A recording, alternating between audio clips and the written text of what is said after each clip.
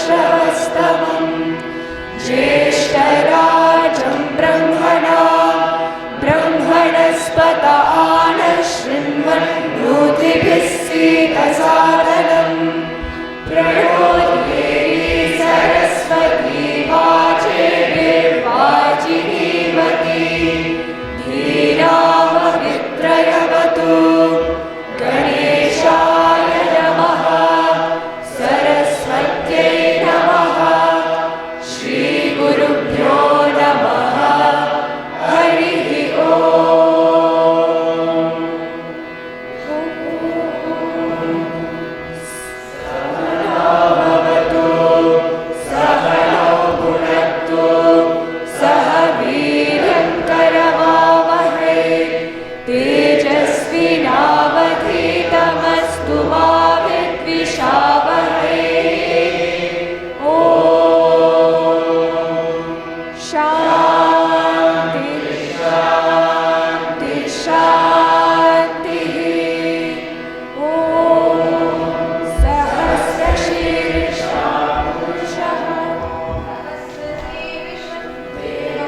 विश्वाक्षं विश्वशम्भुवं विश्वं नारायणं देवमक्षरं परमं पदं विश्वतः परमां नित्यं विश्वं नारायणगुं हरिं विश्वमेवेदं पुरुषस्तद्विश्वमुपजीवति पतिं विश्वस्यात्मेश्वरगुं शाश्वतगुं शिवमच्युतं नारायणं महात्म्यं विश्वात्मानं परायणं नारायणपरो ज्योतिरात्मा नारायणः परः नारायणपरं ब्रह्मतत्त्वं नारायणः परः नारायणपरो ज्ञाता ज्ञानं नारायणः परः जगत् सर्वं दृश्यते श्रूयतेऽपि वा अन्तर्बहिश्च तत्सर्वं व्याप्य नारायणस्थितः अनन्तमव्ययं कविगुं समुद्रेत्थं विश्वशम्भुवं पद्मकोशप्रतीकाशगुं हृदयं चाप्यतोमुखम् अधो निश्चावितस्यान्ते नाभ्यामुपरि तिष्ठति ज्वालमालाकुलं भाति विश्वस्यायतनं महत् सन्ततगुं शिलाभिस्तुलं पद्याकोशसन्निभं तस्यान्ते सुशिरगुं सूक्ष्मं तस्मिन् सर्वं प्रतिष्ठितम् तस्य मध्ये महानग्निर्विश्वातोमुखः सोऽग्रभुग्विभजन् तिष्ठन्नाहारमचरः कविः वीर्यगूर्ध्वमदशायैरश्मयस्तस्य सन्तता सन्तापयति स्वं देहमापादतनमस्तकः तस्य मध्ये वह्निशिखा अनियोद्ध्वा व्यवस्थितः नीलतो यदमध्यस्तात् विद्युल्लेखेव भास्वरा नीवारशोकमत्तन्विभीताभास्वत्यनुपमा तस्याः शिखाया मध्ये परमात्मा व्यवस्थितः स ब्रह्म स शिव स हरिसेन्द्र सोऽक्षरः परमस्वराट् ऋतगुं सत्यं परं ब्रह्म पुरुषं कृष्णपिङ्गलम् ऊर्ध्वरेतं विरूपाक्षं विश्वरूपाय वै नमो नमः। ॐ नारायणाय विद्महे वासुदेवाय धीमहि तन्नो विष्णुः प्रचोदयात्। ॐ शान्ति शान्ति शान्तिः। यूपां पुष्पं वेधा पुष्पवान् प्रजावान् पशुमान् भवति चन्द्र पुष्पवान् प्रजावान् पशुमान् भवति य एवं वेद योपामायतनं वेद आयतनवान् भवति अग्निर्वा अपामायतनम् आयतनवान् भवति योऽग्निरायतनं वेद आयतनवान् भवति आपो वा अग्निरायतनम् आयतनवान् भवति य एवं वेद योपामायतनं वेद आयतनवान् भवति वायुर्वा अपामायतनम् आयतनवान् भवति यो वायोरायतनं वेद आयतनवान् भवति आपो वै वायोरायतनम् आयतनवान् भवति य एवं वेद योपामायतनं वेद आयतनवान् भवति असो वेदपन्नपामायतनम् आयतनवान् भवति यो पुष्यतपत आयतनं वेद आयतनवान् भवति आपो वा अमुष्यतपत आयतनम् आयतनवान् भवति य एवं वेद योपामायतनं वेद आयतनवान् भवति चन्द्रमा वा अपामायतनम् आयतनवान् भवति यश्चन्द्रमस आयतनं वेद आयतनवान् भवति आपो वै चन्द्रमस आयतनम् आयतनवान् भवति य एवं वेद योपामायतनं वेद आयतनवान् भवति नक्षत्राणि वा अपामायतनम् आयतनवान् भवति यो नक्षत्राणामायतनं वेद आयतनवान् भवति आपो वै नक्षत्राणामायतनम् आयतनवान् भवति य एवं वेद योपामायतनं वेद आयतनवान् भवति पर्जन्यो वा अपामायतनम् आयतनवान् भवति यः पर्जन्यस्यायतनं वेद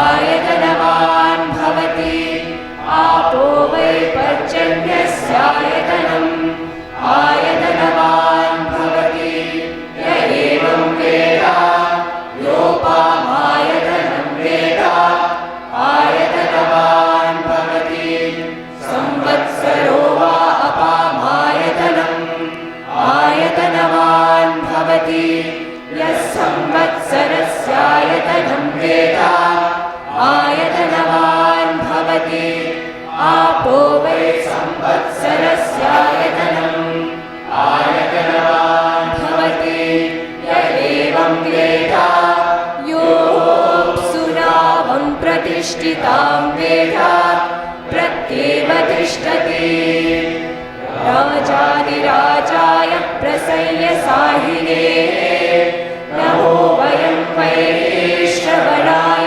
कुर्महे समे कामान् कामकामाय मह्यम् कामेश्वरो वै श्रवणो ददातु कुबेराय वै श्रवणाय महाराजाय नमः ॐ शान्ति शान्ति शान्तिः. Sairam, everyone. A very warm welcome to today's program. Thank you all for being here so bright and early on a Saturday morning. And also a very special welcome to our brothers and sisters from Adelaide, Sydney, and even Fiji we have today. So thank you so much for being here with us today. It's very special for us. Just a very brief on the structure of the program. So we have speakers today. So Brother Sridhar, Fani, Brother Rajesh, and also Sister Lata. And, the introductions will be done by our MC to give a brief regarding the speakers. The purpose of this program, to bring awareness of Swami's teachings on Vedam, to inspire people to participate in Vedam programs, and also to know the glory of the Vedam. And just a couple of quotes from Swami on Vedam. My main tasks are fostering of the Vedas and fostering of the devotees. All knowledge, all principles of right living, all qualities are derived from the Vedas. The Vedas are derived from the word vid, to know. Knowledge of the Supreme is Veda.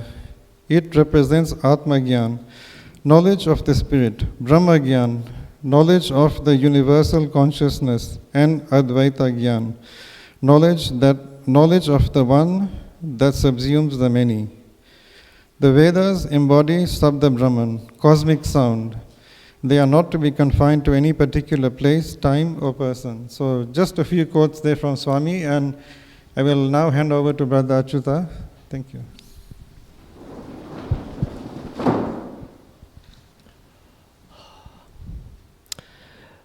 Respected elders, most dear children, and my dear brothers and sisters assembled here, my most humble pranams at the lotus feet of our most beloved Bhagavan, Sri Sathya Sai Baba, who is instrumental today in this world to take us on this beautiful path, hitherto not tread by anyone. To make it very simple, today we find even a baby trying to grip the mobile phone. Have you all noticed this? So if you go deep into it and find out what is the reason, why? Is it for the shape and size? No, that was in the past. Today it's not for the shape and size of the mobile phone. They are intrigued, they are attracted by the information, by the visuals, by the audios, and go deeper. Why? The software. What does it? The software. They don't want any ordinary mobile phones. They want mobile phones of the highest order, software. So how does this happen? That is an inspired intellect. Now when 100 million people are interested in watching the mobile phone, there are few behind it with great intellectual capacity, and they determine the power of the phone, is it not? So, Diyo yo na prachodayat. So this inspiration comes from only the Vedas. This is the power. And also, Jnanena evatu kaivalyam. Nobody is going to achieve greatness of living forever.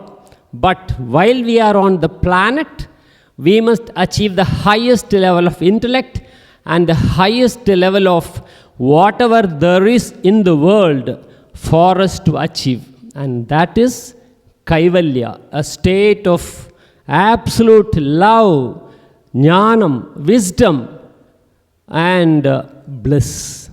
The merging of all this together is the aim of the human race. So, without the Vedas, we are nowhere.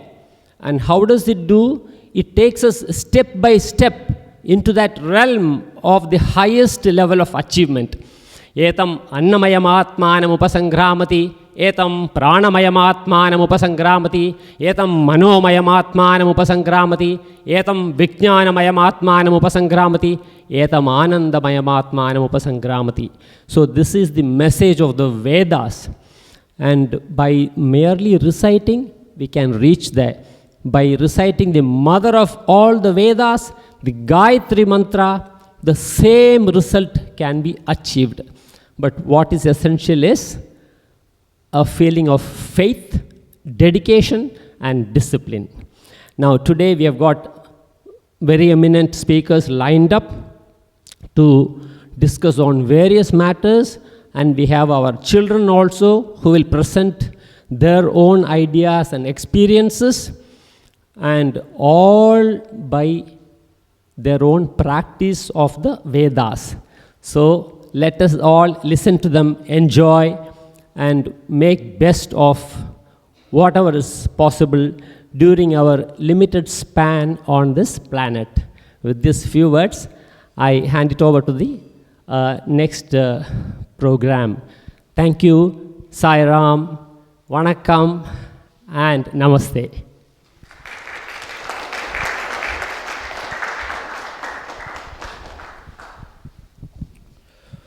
My humble pronounce at the lotus feet of our beloved Bhagavan Sri Sathya Sai Baba. Salam everybody, respected elders, uncles, aunties, brothers and sisters. For those who don't know me, my name is Adi and I've been a part of the Sai Vedamaahaatmyam program. Today I have the great pleasure to introduce our guest speaker, Uncle Sridhar, who travelled all the way from Sydney to participate in this program. Uncle Sridhar was a student in Bhagavan's institution. He completed his MBA in 1998 and is an active member of our organization. He is an SSC teacher, conducting Veda classes and holding the position as the coordinator of Zone 3 Devotional Wing, as for the Australia Human Values Institute. He is a very active member in Sai Vedamaahaatmyam program and also Chanting Veda. Uncle Sridhar will talk on the importance of Veda chanting with Vedic stories. May I call upon Uncle Sridhar.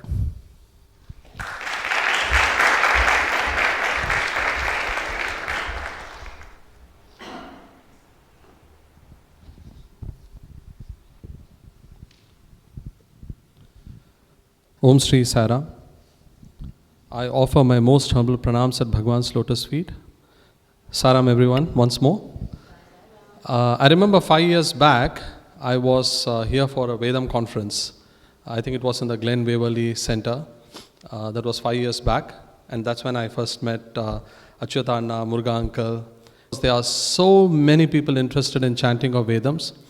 Particularly, I am so happy to hear children chanting Vedam, because there are a few people in that I've heard, and they inspire me more than, we think we are inspiring the children. The children inspire us, and they have learned with so much of dedication, and for that I think I offer prostrations to their gurus. Achyutanna has played such a great role in teaching. Brother Mahen here, Uncle Muruga, who actually calls people one by one. Saraswati Akka is here, she is teaching, and so many more that are teaching Vedam. And I think the prostrations to the teachers. And of course, none of this would be possible if it were not for Bhagwan's will, that Vedam must be taught in all the cities in Australia. And we have some students who are from the regional towns learning as well. So I think it's a great opportunity that Bhagwan has given us, and we have to make full use of this opportunity through the Sai Vedamaahaatmyam program. And that I can tell you, we have close to 300 plus students who are learning Vedam at the moment online. And I know there are students who are learning live in a live environment as well. So as I was thinking of what to talk, the topic that was given is the importance of Vedam chanting. I was holding in my hand the phone which Achyutanna said, this is the source of all knowledge and wisdom at the moment. And this was not possible if it were not for Vedam. Veda is contained here and this is contained in the Vedas in that sense. I want to just start, that's a great reception. I think every speaker comes, I think that comes on. I just want to start with a particular quote of Bhagavan, what Bhagavan has said on Vedam and how important Vedam is. Swami said in a discourse that all the dharmas have come from Vedas. There is no dharma that is not there in the Vedas. And Swami said, if for whatever reason dharma collapses, if the dharma collapses, the world will also collapse. If there is no dharma, there is no world. If the world collapses, dharma will also collapse. They are intertwined in that way. But when either of this happens, the Vedas will remain. The Vedas will remain whether dharma is there or the world is there. Vedas will always remain. But Bhagavan says, if the Vedas collapse, nothing can exist.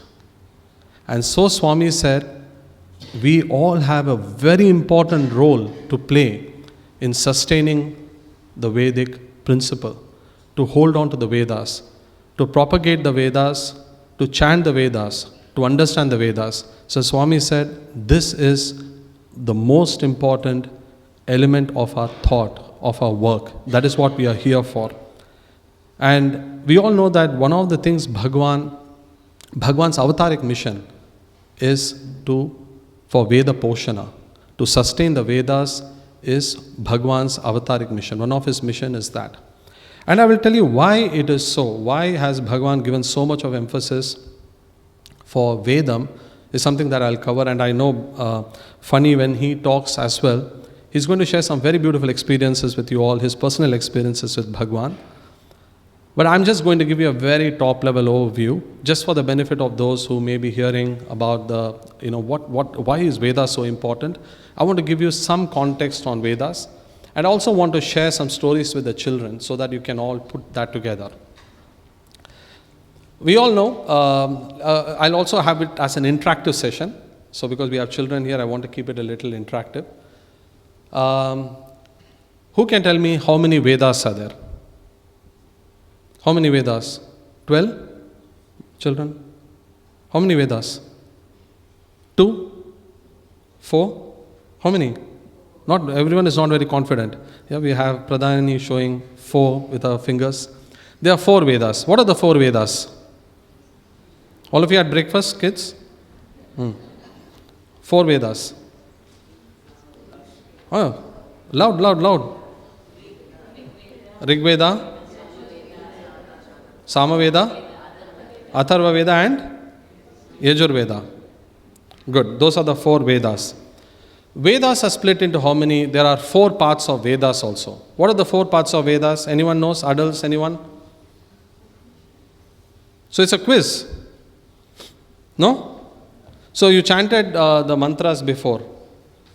The mantras. So that is one part of Vedas. So Vedas also have 4 parts. One is the mantras. It's also called the Samhitas. So that's the mantras as the first part of Veda. The second part is the Brahmana portion, there are specific injunctions that are covered in that. The third one is the Aranyakas, where there are very esoteric messages that are contained in that. And the fourth one is the Upanishads, Vedanta, which we have heard multiple times. That is the other aspect also of the Vedas. So each of the Vedas have these 4 divisions. Each of that has a particular purpose. And I will tell you why all of this is there's so much of detail. In addition to that, there are also something called Vedangas. Vedangas are the limbs of Vedas. Shiksha is phonetics. So today when you are chanting the Vedam, people were chanting with the correct swaras. You had the correct matras. You are giving certain emphasis, the timing, the focus on aksharas.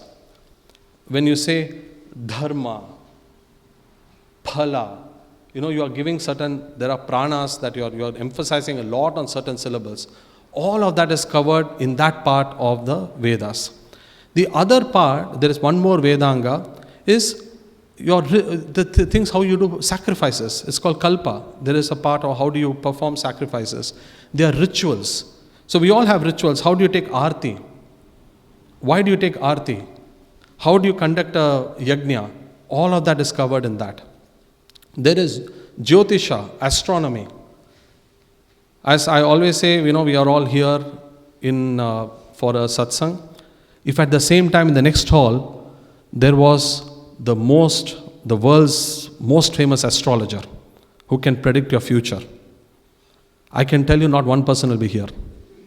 We will all be standing there in queue because we want to know what's going to happen to our life, what's going to happen tomorrow. That's part of Jyotisha. But the purpose of Jyotisha was not there. Jyotisha was used at that time on to identify the correct time to perform sacrifices. If I'm doing a yajna, what is the best time to do the yajna? All of that was done. Astronomy, that was Jyotisha. Chandas. Chandas is a meter for chanting of Vedam.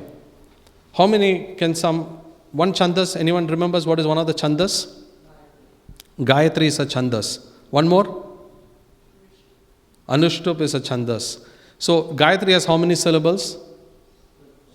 24. Anushtup 32. So they are different. So you have Gayatri, Ushnika, Anushtup, Brahati, Pankti, Jagati. You have various meters, and each of the meters has number of syllables. So that is all covered in chandas. Then you have Vyakarana. Vyakarana is grammar. Grammar is also part of the Vedas. See how much of depth is there in the Vedas. And then you have Nirukta, that is etymology. Like for example, if you see the spelling of Brahma, both in Sanskritam and in English, you will see the spelling as Brahma. Did you ask your teacher, why are we now saying Brahma? Why do we call it Brahma? So there is a reason why, because of the certain words have to be chanted in a particular way, and there are historical bases for those chanting. That is also part of Vedas. So Vedas have all these beautiful elements. The Vedas are the repository of every bit of knowledge that one can consume. So it's all part of that. Then you have things like Shruti. What is Shruti? One that is heard. Shruti is Vedas. The other name for Vedas is Shruti, because there was no one person who composed the Vedas. It was divinely ordained. There was rishis heard the Vedas and they have come. So that is Shruti. Then there is remembered, which is Smriti. So you what you remember, you say, chant. You say Mahabharata, the Puranas, all of that are part of the Smriti literature. So that is Vedas. Then you have the 6 philosophies.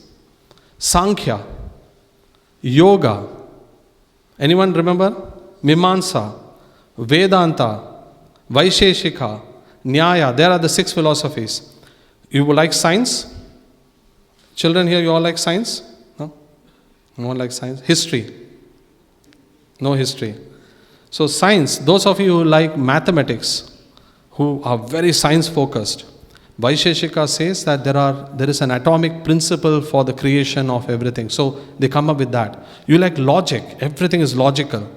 Then Nyaya, the Nyaya philosophy covers that. So whatever you want, it is there. It may come as a surprise to you that 95% of the world spiritual literature is contained in the Vedas. 95%. You keep Vedas on one side and keep everything. I'm not demeaning any other literature. Every literature has the importance that it deserves. But the Vedas cover 95% plus, and I'm being very, very conservative. It could be 99.99% as well. Anything that you want to know is contained in the Vedas. There is nothing which you want is not there. People you want, there is both good and bad. It is like a kalpa vriksha. It's like a wish-fulfilling tree. Whatever you want, Veda will give you. Both good and bad. Like for example, if you want to chant a mantra to destroy germs, it's there in Vedas. We might say, Swami has said, love all, serve all, help ever, hurt never. I don't want to hurt even the coronavirus. Why should I even think bad about it? It is doing its job. But if I want to, there is a mantra for that. If I want to get a lot of wealth, there's a mantra for it. Whatever you want, Veda will give you. So you have to find the best opportunity to use the Veda. And this is where Bhagwan comes in. Because I would say, before this avatar of Bhagwan, Vedas had become very, very mechanical. The concept of Vedic chanting was a very, very mechanical process. And when I'm saying these things, I'm not saying in terms of criticizing anyone, but it is an experience. And some of us who have heard the chanting of Vedams, it was restricted to very few people. Vedam was not open to everyone for chanting. But after this avatar's descent, Vedam has become universal. Anyone can chant Vedam. Everyone can chant Vedam. There is so much of avenues that are open now to learn Vedam. If you are able to learn Vedam on Zoom, we have to thank Bhagwan for it. If ladies are chanting, you have to thank Bhagwan for it. Maybe 60 years back, other than a few pockets in India, in some villages, Vedam was not known. It was not, people wouldn't be chanting. Now you go to the US, you go to South America, possibly in Antarctica there's someone chanting Vedam. That has happened because of Bhagwan. And for that we must be eternally grateful to Bhagwan. Because if it was not for Bhagwan who opened up the chanting of Vedam to everyone and anyone, irrespective of their, the creed, the nation, wherever they are, we would not be here for a Vedam conference and chanting it with so much of vigor and enthusiasm. So let us all thank Bhagwan from the bottom of our heart, because without this, we would not be learning Vedam. And I can tell you that take another 4 or 5 years, there will be so many more people who will be learning Vedam. The entire world will be reverberating with Vedam. And why is what I'm going to cover in the next few minutes of my talk. Why is it so important to chant Vedam? Now, I want you all to, again, as I said, this is going to be an interactive session. Okay? What is the best way to get knowledge? If I tell you, and this is only for children, if I ask you a question, where is God? What would you say? The boys. Where is God? Everywhere. Everywhere, man. I can't see. Where? Where is he? Oh, is he sitting here? Is he here? Sure? Can you see? You all can see Swami sitting here? Or is he in the photo? Where is he? He's everywhere? Girls? Everywhere? Okay, if I ask you a question, can you see an atom of hydrogen? Where is it? You can't see an atom of hydrogen, but you can see Swami. You're seeing Swami because your SSC teacher has told you to say that. You have to say, is that correct? I don't know. I can't see Swami. You all can see Swami, I cannot see. Ask your parents, can they see? But where? You can't see an atom of hydrogen or oxygen. You are breathing in oxygen, you can't see it. But you can see Swami. Hold on to that thought. So, generally, the Vedas don't just accept what the SSC teachers tell you to accept. They question. Vedas encourage you to question. Can you imagine a literature which says, don't accept anything at face value. You need proof. Everything needs proof. Even the presence of the Lord has to be proven. And Vedas will say, ask questions. You can ask any number of questions you want. And the Vedas have answers for everything. Even the smallest question, like, can you see God in front of you? The Veda says yes, and they prove how you can see God. Not because my dad tells me or my mom tells me, see, God is there, here, he's sitting here. My first question, the child will say, where I can't see, is he in the sari somewhere? Where is he? I can't see him. I want some proof. And the Vedas tell you, I will tell you how you can see. And that is why Vedam chanting is so important. So, there are three ways. Generally, there are different forms of proof given, but three are very common. So, first thing is direct, pratyaksha. If something is in front of you, I will accept it. If God is present and comes in front of me, Swami has come as an avatar. So, he pratyaksham, you can see Swami. But there is another way, the Veda says, there is pratyaksham, there is a pratyaksha devata. You can see at all times. Which one is that? Surya. The sun is pratyaksha. He is God. Who else is pratyaksha? Parents, mother and father, pratyaksha devata. The Veda says they are devata. Who else? Your teacher is a pratyaksha devata. So why? I will explain to you. Don't accept anything. I don't accept my parents are. Do you know my teacher? You're saying my teacher is God? Do you know my teacher at all? You see my friend is God? Do you know my friend? You don't know. So how can you say he is God? So there is pratyaksha. The other one it says is anumana. Indirect perception. So anumana is, if there is something has happened, there must be a cause. There has to be a cause for everything. It doesn't happen just like that. So there is a indirect perception which is given to you. The third one is shabda. Like take the case of, there are some high school students here. If you take the Niels Bohr, he told you that this is a structure of the atom. There is a nucleus, there is an electron, there is a proton, there is a neutron. He tells you. You accept it? In science, if he tells you that this is a nuclear structure, we blindly follow it. Has anyone of us seen a neutron or an electron or a proton or an atom of a hydrogen element? No, we have not. We go with whatever someone has told. Shabda is accepted. If I trust someone implicitly, Veda says, yes, you can accept that person's. So there are different means of getting proof, pramana. But in the last 25 minutes, I've told so many things. I've told you all so many things. If each one of us pursues that, one lifetime is not enough. One lifetime is not enough to learn the Vedas. In those days, each one of us is one shaka. They will say, learn one shaka is enough. And that was a full-time job. Today, we have so many distractions. Achyutana was saying about the phone. We are holding a phone in our hand for 7 hours minimum.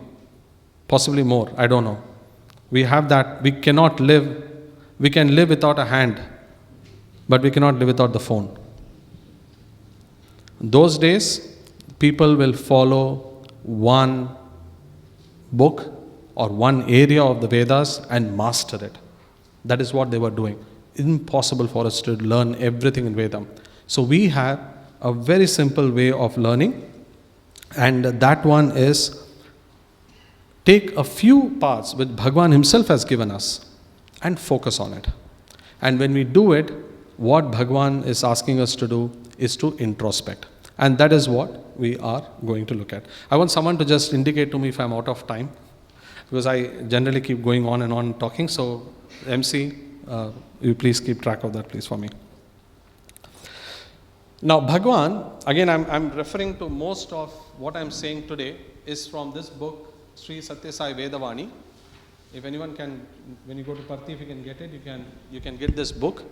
It is a great repository of Bhagwan's teachings on Vedam. So most of what I'm telling today comes from that. So Bhagwan says, there is only 2 things for us to know from Vedam. And by that, everything will be known. One, he says, is to know the reality of who we are. Okay? So if I ask the children, who are you? Pradayani will say, yeah, I'm Pradayani. That's what I am.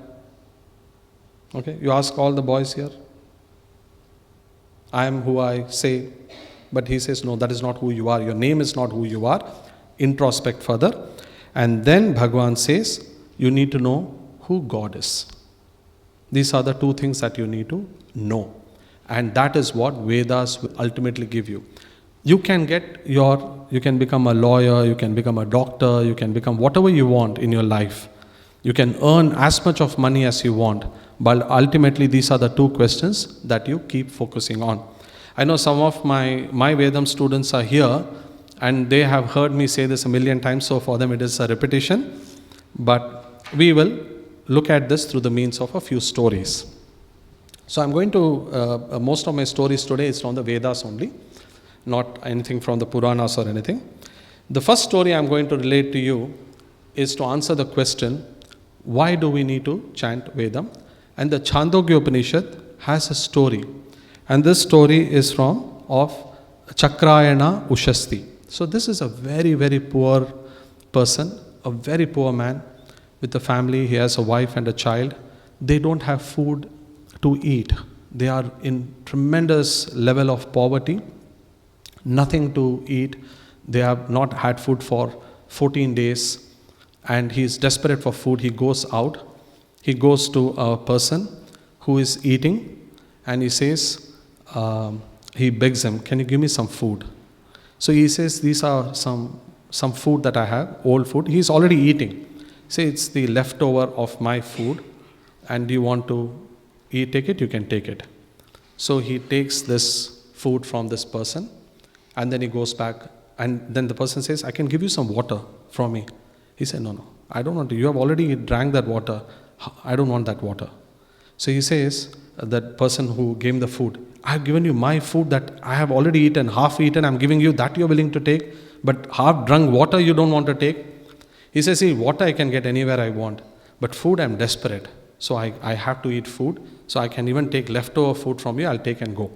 So he goes home, gives the food to his wife, his child, and the wife says, I'll keep some for tomorrow. She keeps it aside. And then the next day morning, he says, I've heard some king is performing a sacrifice. I want to go and see if I can get some food from this king and some money for our sustenance. So he says, okay, but he said, I'm hungry, can you give me some food?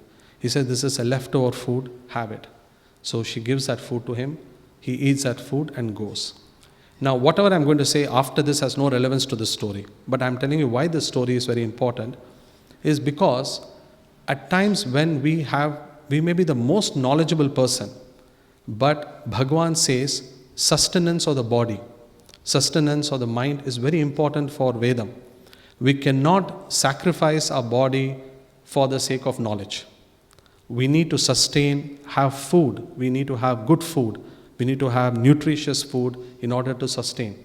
If children are skipping your food for, I won't have breakfast before going to school, so the Veda says no. You must first nourish yourself physically before you get mental nourishment. So you all have to have it. And this is a message from the Vedas that we must, even whatever possible way we have to sustain, we have to do it in the dharmic way and then go for knowledge. Now this person, Ushasti, he goes to this king, and then the king is having a lot of learned people, and they're all chanting mantras. So this man comes, Ushasti comes and says, stop. He says, who are you to ask us to stop? He said, yes, I'm asking you to stop because tell me what is the purpose of your chanting of this Vedam? Why are you chanting this Vedam? And people said, I don't know, why are we chanting these mantras? He says, you cannot chant mantras if you don't know the meaning. If you don't know who are you chanting this Vedam for. And that is very, very important for the chanting of Vedam. So when we are all chanting Vedam, we need to know why we are chanting those Vedam. The teacher teaches you. Ask the teacher the question, why? Why are we doing this? Who is this for? And when all the people keep quiet in that assembly, the king walks down and says, oh master, tell me who are you? I want to know who you are. He says, I'm so and so. He says, you tell me what is the purpose.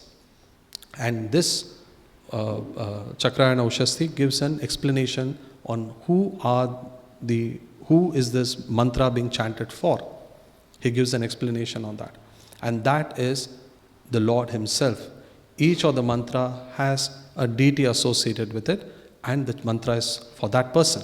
So we ask that question. So when we chant mantras, we always get the answers of the purpose of the mantra, the meaning of the mantra, and the deity of the mantra. So This is why we always say the objective of the mantra chanting is very important.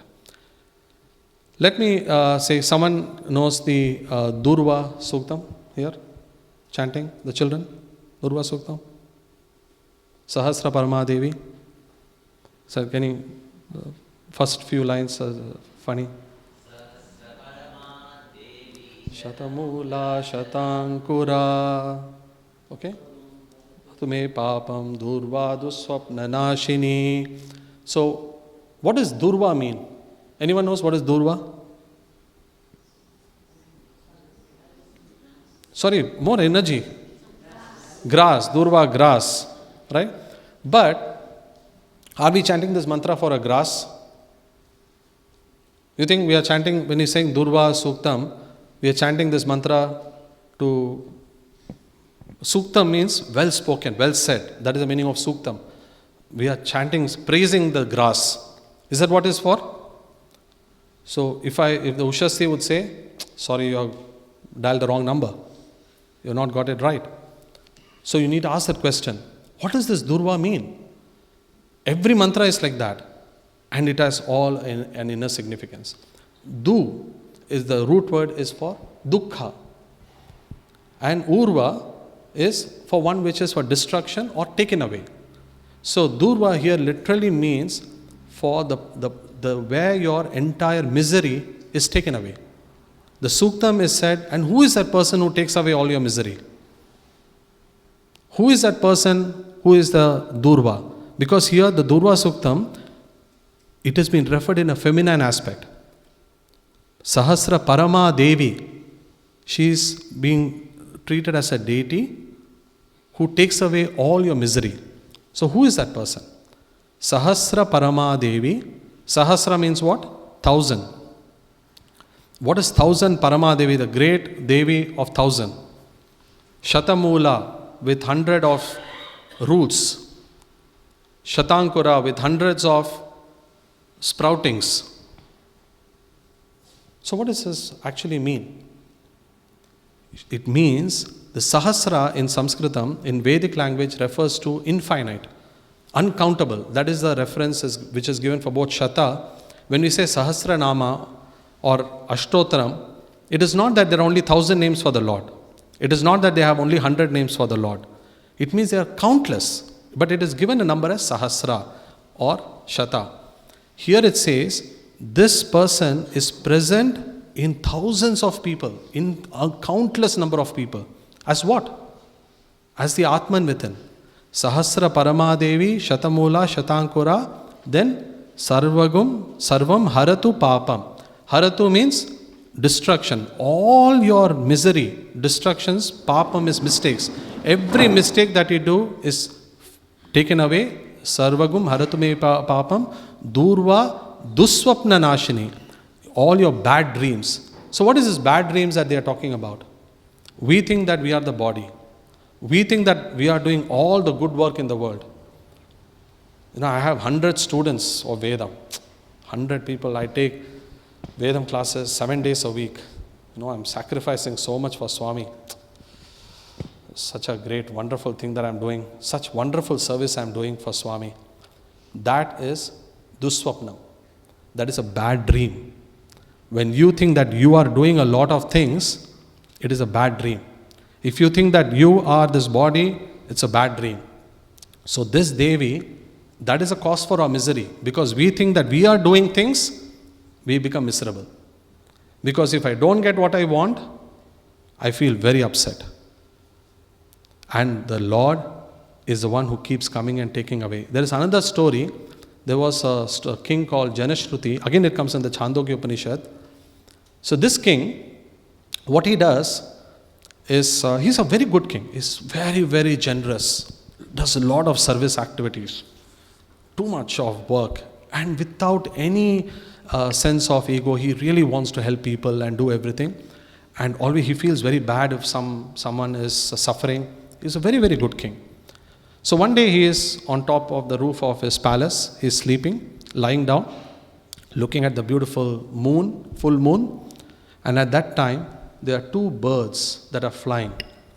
And one of the birds says to the other bird, be careful. Don't come. See, this king Janashruti is lying down. He's such a great king that there is a light that emanates from him. It's invisible, but light emanates from him. And if you pass that light, you may get hurt. That is the kind of tejas that comes from this king. And at that time, the other bird says, do you think this king is as good as Raikwa? Raikwa is a cart puller. He pulls carts for a living. You think he's as good at that guy? Because whatever good anyone does, the benefit of the punya of that actually goes to that Raikwa. Do you think he's that good? No. This king is not as good as them. As soon as the king hears this message from the other bird, he feels very bad. He says, I've done so much of good work. And is someone better than me? And even all my good work, the punya doesn't come to me. It goes to that man. How is that possible? I want to know who this person is. This is not fair at all. All my good work that I am doing, if someone else takes the credit, then what is this purpose of my doing all this good work? And then this person asks his soldier, he says, go and find out who this man is, who is Raikwa. And the soldier goes in search of this person all around this kingdom, and he finds one person sitting, scratching his back under a tree. He says, are you this Raikwa the cart puller? He says, yes, I am Raikwa the cart puller. Immediately runs back to his king. He said, I found out the person who is causing you distress. He is sitting in the so-and-so village. And the king rushes to him with a lot of his wealth. He takes, gold coins, necklaces, jewelry, cows, and with all of that he goes to him. He offers him and says, tell me the secret. Why is it that all the good work that I do comes to you? He says, I don't want any of your thing. Go back. I don't want to talk to you. The king goes back. 1 week later he comes back with double that. He gets 1,500 cows, lot more jewelry, and he gives his own daughter. He brings his own daughter and says, marry my daughter. I'm giving you everything. Tell me the secret. The Raikwa says, no, I don't want any of these things. I don't want to talk to you. But finally he relents and he says, and he gives a lot of messages which we won't have time to go through, but the crux of the message is, the minute you have ego, the minute you feel that you are doing something, then the benefit of that will never come to you. Which is the highest of the Karma Yoga. The Vedas tell you, do everything without having the sense that you are doing it. You are only Bhagwan is doing it, but we are merely an instrument in his hand. And when we have that, this is what Vedam again teaches you. Vedam will say, you chant a mantra. When I start a mantra, when we chant Samasta Loka Sukhino Bhavantu, why do we do that? Because whatever I am chanting, let it be for the benefit of the world. I don't need to know the meaning of my Vedam, but whatever I am chanting should ultimately reach Bhagwan, and let Bhagwan distribute that punya to others. I don't want any punyam in chanting of Vedam. Let me not get anything. I don't want wealth. I don't want my sickness to go away. Nothing. I'm going to chant my mantras with only one purpose, that mantra, the benefit of that mantra goes to Bhagwan, and Bhagwan will distribute. He doesn't need your chanting to distribute good. But he is doing it because now you are being given that opportunity to chant the mantras. And every mantra that you chant will reach others when you do this mantra. Last story before I finish. There is another story that comes. Indra, and Indra was the king of gods. And then you have Virochana, who is the king of the Asuras. These two people go to Prajapati. So there are different Prajapatis. Prajapatis are the generals that Brahma appoints to assist him with the process of creation. Because the entire universe is so big, Brahma on his own says, I can't do anything. I want my assistants to do it. So the Prajapatis are come to help. So we have different Prajapatis come to help. So like Kashyapa Prajapati is there. So they have different Prajapatis. So these two kings, Indra and Virochana, both of them reach Prajapati and says, tell me, I heard that if I know who God is, if I know who God is, I will get powers that will make me immortal. I will be undefeated. I will never lose. The Veda says that if I know the secret of who you are, you can never lose. You will always succeed. You will be the wealthiest person in the world. Tell me both. So both of them want that. Indra and Virochana both go to Prajapati. So Prajapati tells, okay, I'll teach you, but be with me for 32 years. With me. 32 years you have to be with me, and end of 32 years I will tell you. 32 years of their life, Indra and Virochana sat under the feet of Prajapati, Kashyapa Prajapati, and said, okay, I'll wait for you to tell me. And 32 years, the teacher didn't open his mouth. Today, if our teachers, we teach, don't come for 2 classes, third day the student says, I think the teacher is not interested. I'll find out another teacher. 32 years, he was sitting, both of them. And finally, Prajapati opened his eyes and said, yes, I will tell you. How do you know God? He is present in your eye. If you can see the person in your eye, you will know that that is the Lord. And immediately, both of them run to a lake. Indra and Virochana run to a lake and look at their face. They want to see the pupil of their eye. They look into it and they see, yes, I can see only myself. I can see myself in my eyes. So I am that God, he says. Virochana says, I know the secret. The Asura king says, I know the secret. I'm going back. Now I'm going to be the wealthiest person in the world. I spent 32 years getting this knowledge. I'll be the wealthiest person. And he goes to all his army of Asuras. He calls everyone and says, here is the knowledge. All of you run to the lake, open your eyes, see who's there in the lake. You'll see yourself. Now you become the richest person. Indra also is going to give the same message to the Devas. As he is going, he thinks, no, this is not correct. If that is the case, when I sleep, I don't see my eye. I can't see my eye in my sleep. So this is not true. There is something else which is there. I'm not fully understood this message. Let me go back to my teacher. So he goes back to Prajapati and then he sits down and he says, oh master, I don't think I agree with what you said. I don't understand that. Can you give me a little bit more information? So Kashyapa Prajapati, he says, yes, but you have to sit with me for another 32 years. So Indra says, I will sit for another 32 years. Silently he sits under his feet for 32 years to get this knowledge. And then Indra gives him another message. And he says, go. So he's the one who moves in your dreams. Once you know, catch the person who's in your dreams, you will know who that person is. And Indra says, yes, I think I've got the message. He goes back. When he goes back, as he's going to tell the Devas, he realizes, that's not correct. Because when I'm in deep sleep, I don't see my mind at all. So that's not correct. There's something else there. And he said, let me go back to my master again. He comes back to the master and says, teacher, again, I'm not very sure. Can you tell me again? Give me a little bit more information so that I can know who that person is. And this person, Kashyapa Prajapati says, yes, sit with me for another 32 years. Then 32 years. So see, you say 32 plus 32 plus 32 is how much? 90? 92? 96? 96 years he is sitting, still not got the knowledge. And then he sits and says, yes, 32 years later, then the Prajapati tells him that he is the one that comes up, is manifest when you are happy.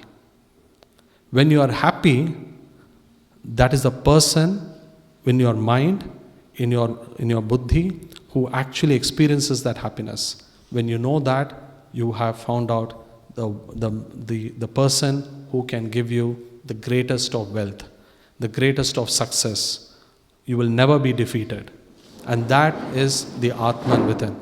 The Atman within is the one which experiences happiness. When Anna was talking about, he says that from the Taittiriya Upanishads, Ananda, they are different koshas. The final one is the Ananda.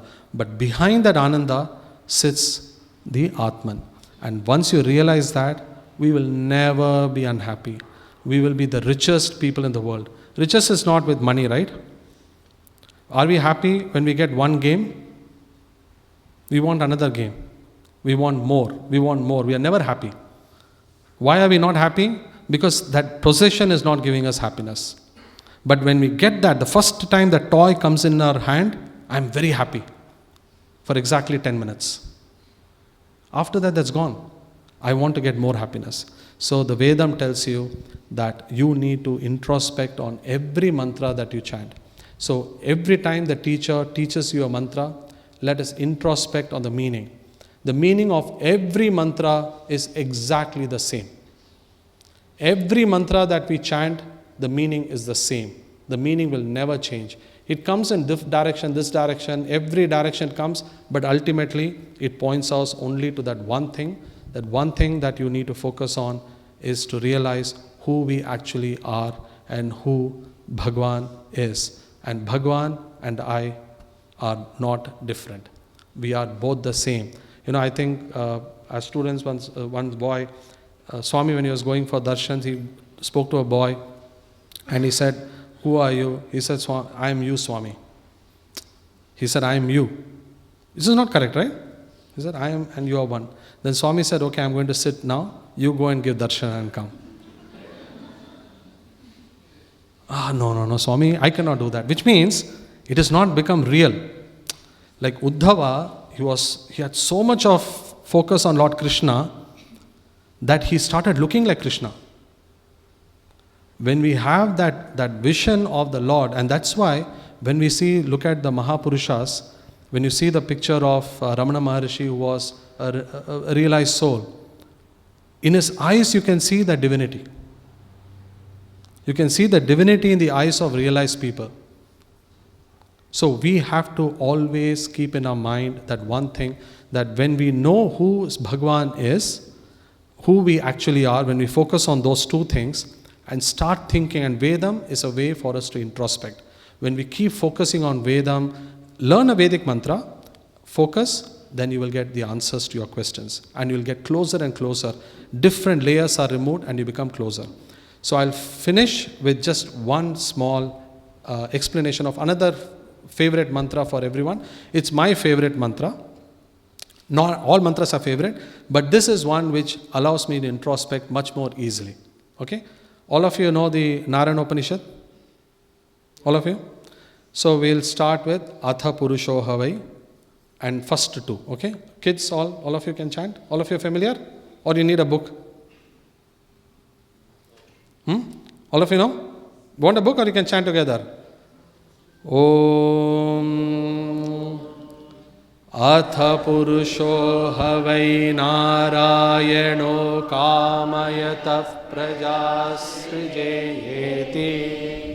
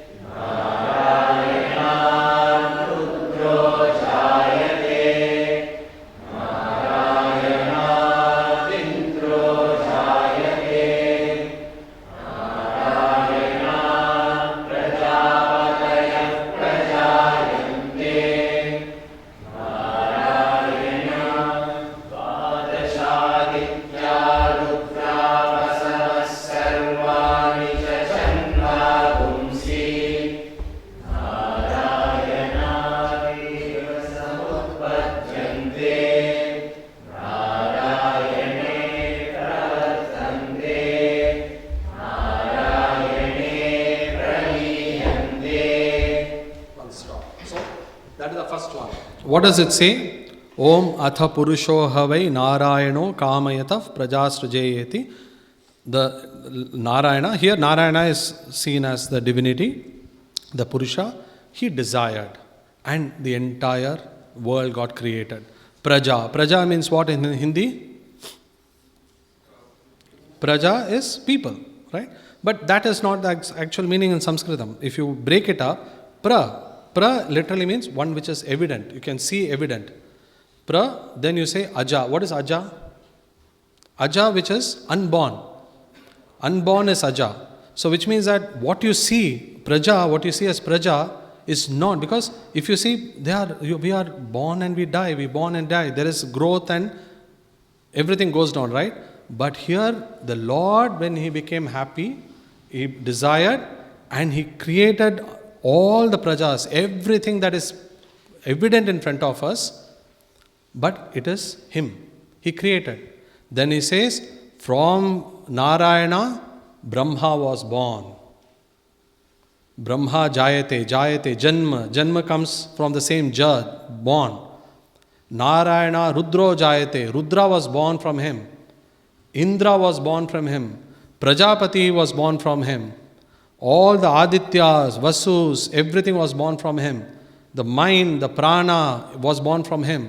Vayu, Agni, earth, everything was born out of him. He says everything. He is the one who pravartante, he sustains. Praliyante, he destroys. Everything is in him. He has done everything, correct? So that is the first part. Now look at the second part. Om Athanit Brahma Narayanaha Shivascha Narayanaha Shakrascha Narayanaha Dyava Prithivyau Cha Narayanaha Kalascha Narayanaha Dishascha Narayanaha Urdhvascha Narayanaha Adhascha Narayanaha. We'll stop here, okay? What is this? Look at the second paragraph. It actually contradicts the first one. If I look at it, the exact meaning. So first it says, from Narayana, Brahma was born. From Narayana, Rudra was born. From Narayana, Indra was born. Now here it says, Narayana is Brahma. Narayana is Shiva. Narayana is Indra. Why does it say that? When I say I'm born, something is born out of him, it has to be him. It can't be any difference. So now this Upanishad tells you, though you think it is born out of, it came out of him, it appeared in him, but there's no difference between Narayana and Shiva. Here also is a Urdhvascha Narayana, Adhascha Narayana. Whatever you see up above you is Narayana. Anything you see below you is Narayana. Anywhere you see, everywhere around you is Narayana only. Everything is Narayana. So when you have that introspect on that message of the Vedas, you will never hate anyone. You will never have, you won't think bad about anyone. You will always love everyone. And all the message of the Vedas are contained in Bhagwan's Mahavakyas. When Bhagwan says, love all, serve all, help ever, hurt never, it is the easiest way for us to know that every mantra, the sum total of the entire Vedas is contained in these two phrases. We don't need to know any mantra. If I'm learning a mantra, remember it is the same message, help ever, hurt never, love all, serve all, is being spoken in that mantra. Any mantra you take. We don't need to know Sanskritam to know the meaning, but when we chant the mantras, the Mahavakya of Bhagwan is getting reinforced, and the message of Bhagwan is reaching the entire universe, and the love we are passing on by the chanting of mantras is actually receiving people who need it the most. Bhagwan is using all of us as an instrument in passing on that message of love, passing on the message of welfare, of happiness to the entire universe. So let us continue to chant Vedam, because the benefit of the mantra will reach the entire universe. So thank you again for giving me this beautiful opportunity to talk to you all, and for giving me your rapt attention. And if there are any questions, we'll take it up later. Sairam.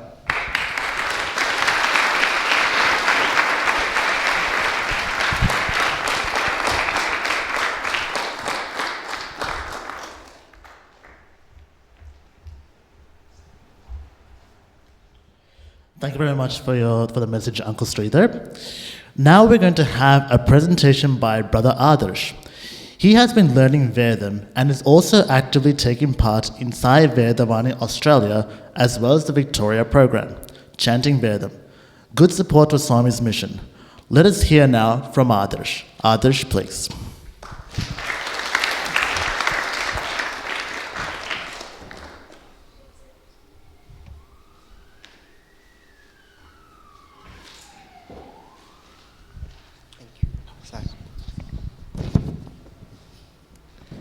Before I start, I'd like to start with 3 Sai Gayatris.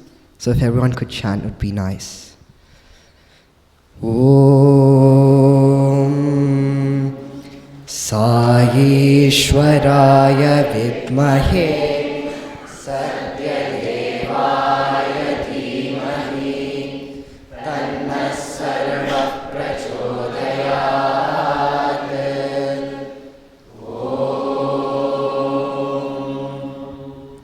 Sai Ishwaraya Vidmahe Sathya Devaya Dhimahi Tanna Sarva Prachodayat. Om Sai Ishwaraya Vidmahe Sathya Devaya Dhimahi Tanna Sarva Prachodayat.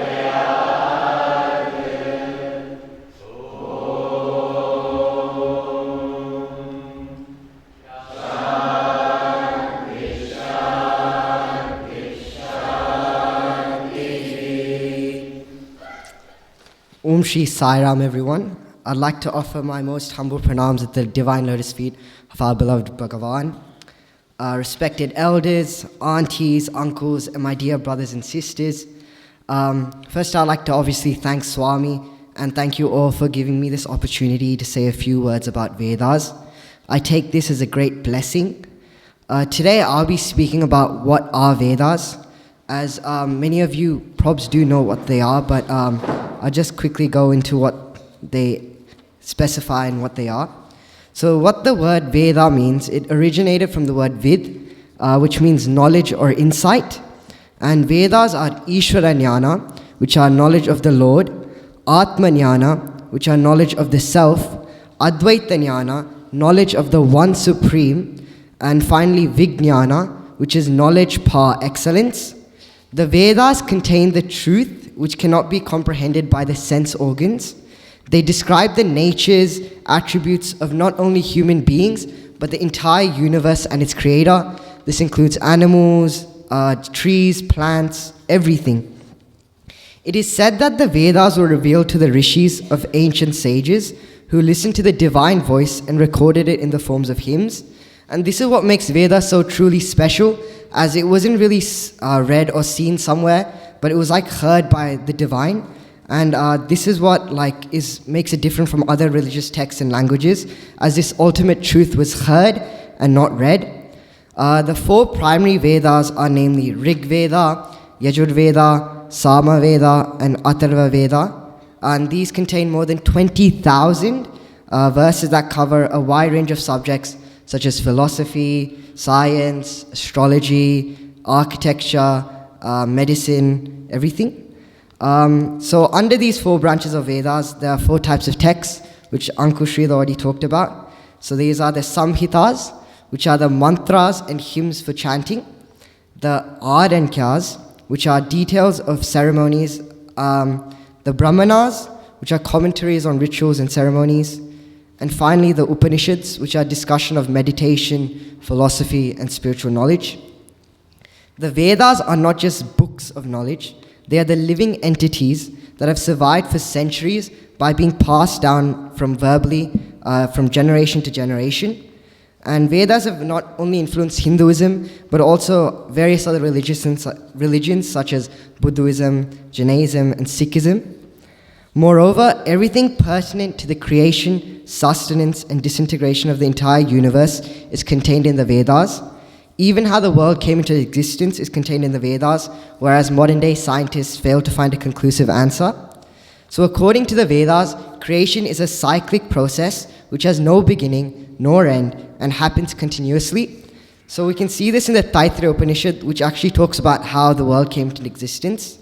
So it states, from the very Atman came the sky, from the sky came air, from air came fire, from fire came water, from water came earth, from earth came the plants, from plants came the food, from food was born man. So this basically shows how just from like air, like solid earth, fire and water all came into existence.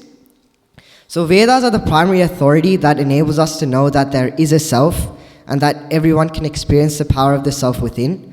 So without Vedas, this basic information itself would not be available to man. So therefore man is in a unique position to learn, recite and understand the supreme power of the Vedas. So I started learning Vedams back in 2014 when I was 7. So when I started, I was very afraid. I was not being able to like confidently be able to chant the Vedams with perfection and precision. But like after 9 years of learning, I found out that nothing is impossible without Swami's grace and our own effort. I even came to Swami through Vedams as I was at the temple and I heard the priest there chanting and I was quite intrigued. Like I was like, oh, that's pretty cool. Because like they were like chanting and then I also wanted to do it. So once I started learning through Achulanku first, Achulanku was the one who brought me into Swami. So I'm always grateful to Achulanku and to Swami for giving me that opportunity. So reciting Vedams made me much more disciplined. It made me realize how everything we should do should be perfect because we are the very instruments of God. So in the Vedams, I also learnt about how the benefits of waking up early, why we should listen to our parents, and also just to be like, always make Swami, make sure he's thinking through us, acting through us, and speaking through us. So this is what Vedas truly are. They are the ultimate truth that should be implemented into everyone's lives. So you can see that this Vedams contain all the truth in the world. So if we implement it into our lives, it will be like Swami is living through us. So thus we may aim to apply the knowledge of the Vedas into our daily lives so that our lives can be fruitful. Even by not knowing the meanings though, just mere reciting and listening with Shraddha, faith and sincerity can confer unimaginable benefits. So many people may not know big Vedams such as the Rudram or the Narayana Upanishad or anything. So that's why I said starting with the 3 Sai Shrayas, because those 3 Sai Shraya, you can just chant that even in your altar room every day, and that will have equally as many benefits as chanting some big mantras. So I'd like to finish off with Swami's quote. So Swami said on the 18th of October in 1993 in his Divine Discourse, even if you cannot chant the Vedas, if you only listen to the sounds with devotion, they will elevate you to a higher level. Though the child does not know the meaning of the lullaby sung by the mother, it is induced to sleep hearing the tune. Similarly, listening to the chanting of the Vedas with undivided attention will give you immense benefits. This shows how just by listening to the Vedams, the vibrations it produces can cause immense benefits to one and all. I'd like to thank Swami once again for this opportunity and everyone who's organized this very enriching event. So therefore, let us all learn and preserve these sacred Vedas, not only for the betterment of ourselves, but the welfare of the whole world. Thank you.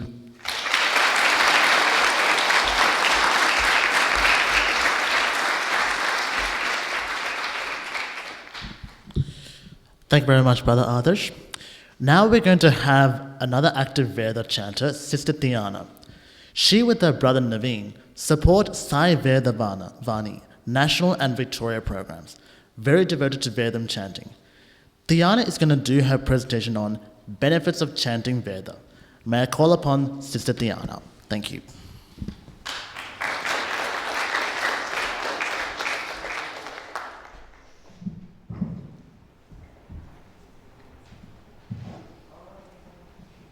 For those of you who don't know me, my name is Thiyanna, and today I will be briefly presenting on the benefits of chanting the Vedas. Before we begin, let us first understand what the Vedas are. The word Veda is a Sanskritam word meaning knowledge. As mentioned by our previous speaker, Adarsh, The Vedas consist of arranged ideas and practices of the Vedic way of life and lay down the basis of the Sanatana Dharma, the eternal ways of righteous living.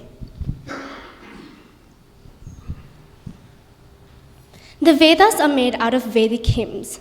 Vedic hymns are made out of sounds and intonations. If you haven't already noticed, each stanza of whichever Vedam you're chanting has its own unique set of sound intonation patterns. Each and every syllable of the Veda is unique in its own manner. So how exactly do these different sounds and intonations benefit us? Well, there are 3 ways: mentally, physically, and spiritually. Today, we will be discussing these 3 benefits, as well as my personal experiences of these benefits into play in my own life. To begin with, let us start off with mental benefits. What are mental benefits? Well, mental benefits are benefits that are in relation to the mind and its state of being. Mental benefits maintain good health for the mind, which has a protective and positive effect on our overall health physically, which is why mental benefits are very crucial. So basically, different sound sets have different effects on the human mind. When the Vedam is chanted with correct pronunciation and precise intonation, it generates a much higher and elevated spiritual vibration. This is because it assists the vibration is extremely beneficial to both the chanter and listener.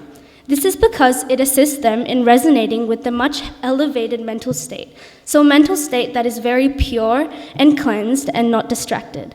This mental state helps calm human emotions and assists in proper decision making. It also ultimately encompasses the ability in calming the human soul mentally, emotionally, and spiritually. These benefits are extremely healthy for the mind and its facilitating state, as it provides an opportunity for the mind to be almost tamed and controlled for a set period of time. This control over what Swami likes to call the monkey mind prevents it from jumping onto different thoughts and instead sets it into a state of calmness and focus. As Swami has said in a divine discourse on August 9, 2006, a regular study of the Vedas and practice of Vedic injunctions offer all forms of wealth on human beings, such as the removal of all types of sorrow. Next, let's move on to the physical benefits of chanting the Vedas. Physical benefits are benefits in relation to one's physical and present body. Believe it or not, chanting the Vedas has many health benefits. Chanting the Vedam helps relax our body by cleansing all the physical stress in our muscles. Our muscles lose their tension and become extremely relaxed. Chanting the Vedam regulates our body systems by making everything balanced in a calm state. It also lowers your blood pressure, and this is healthy because it improves your heart health, kidney protection, and if done regularly, can improve your quality of life and overall lifespan. Chanting the Vedam also assists in maintaining a healthy heart rate by providing a consistent and balanced breathing rate. This is a very healthy benefit as it allows the heart to circulate oxygen and nutrient-rich blood throughout the body at a consistent and efficient rate. Swami has mentioned in a discourse on Shivaratri, the Vedas show that the human body reflects the aspects of different deities. Chandrama manaso jataha Chaksho suryo ajayata mukhadindraschagnischa pranadvayurajayata. This stanza in the Vedas shows that moon is the presiding deity of the mind, sun is the presiding deity of the vision, and Indra is the presiding deity of the mouth. Now let's have a move on and take a look at spiritual benefits. Spiritual benefits are benefits relating to or affecting the human spirit or soul, as opposed to the material or physical things. So these benefits are purely based on our spiritual journey rather than our physical body. When people recite the Vedas following proper discipline with faith, focus, and deep yearning to understand their meaning, Eventually, the meanings and experience will be granted to the individual as gathered from those with experience.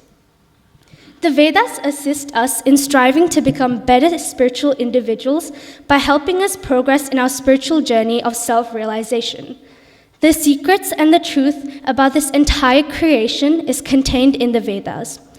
The Vedas establish the very goal and purpose of human life.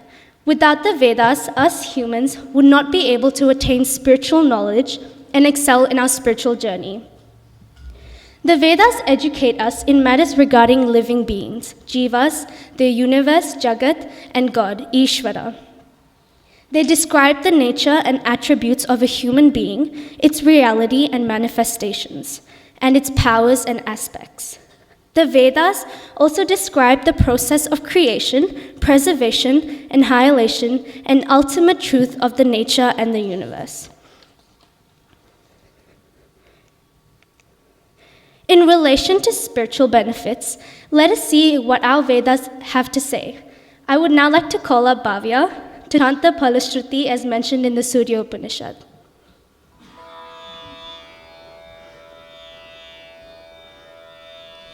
Yes sada har har japati savai brahmano